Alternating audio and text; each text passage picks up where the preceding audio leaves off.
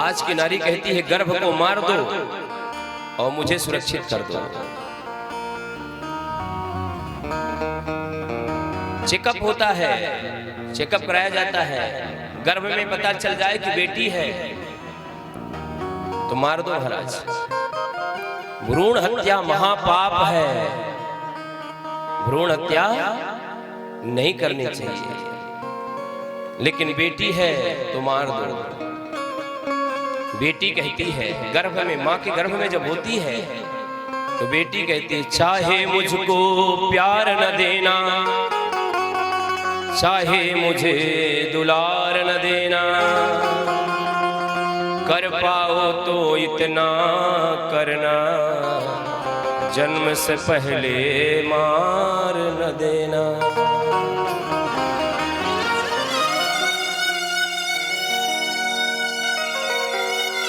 बेटी को मारना चाहते हैं और बहू सुंदर चाहते हैं। अच्छा, बेटी की शादी करना हो, बहू कैसी चाहिए? बहू सुंदर चाहिए और बेटी नहीं चाहिए। अच्छा, जब बेटी नहीं होगी तो बहू कहां से आएगी? भाई सब लोग यही सोच लो कि नहीं बेटे को ही जन्म देना है तो धीरे धीरे बाबा जी बनना पड़ेगा। सब बाबा जी की फैक्ट्री की वृद्धि हो जाएगी महाराज। अरे जब भाई कोई बेटी होगी नहीं तो शादी वाला आएगा नहीं, शादी होगी नहीं। और आजकल ये हो रहा है, प्रायः घरों में 40-40 साल की उम्र बीत रही है, ब्याह नहीं हो रहे।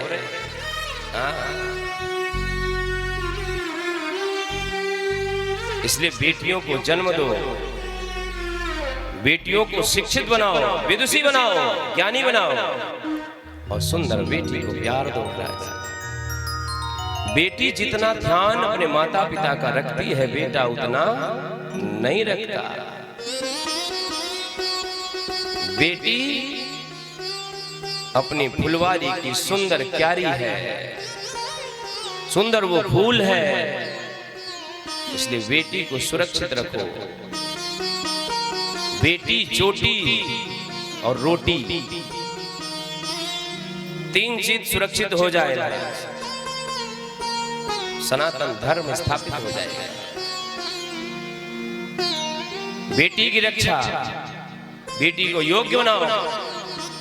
केवल पढ़ाने पर नहीं है, उसको शुभ संस्कार देना है, माता पिता का कैसे मान सम्मान रखना है, कहीं भी पढ़ने जाना, बाहर हॉस्टल में रहना, लेकिन अपने माता पिता की नाक बचाए रखना। माता पिता बड़े सपने लेकर बच्चों को पढ़ाते हैं महाराज, और कई बार ऐसा देखा जाता है कि जब वही बेटी पढ़ लेती है तो फिर माता पिता को कुछ नहीं समझती। विवाह के समय कहती है तुम कौन होते हो मेरे जीवन के फैसले को लेने वाले। जब दो टूट में ये शब्द कह देती है तो उस बाप के हृदय में क्या बीतती होगी वो तो वही जानता है। बेटियों को सुंदर शिक्षा भी देनी है। यदि बेटी शिक्षित नहीं होगी तो बहुत पीड़ा देगी, बहुत पीड़ा पहुंचाएगी। इसलिए संस्कार भी सिखाना है।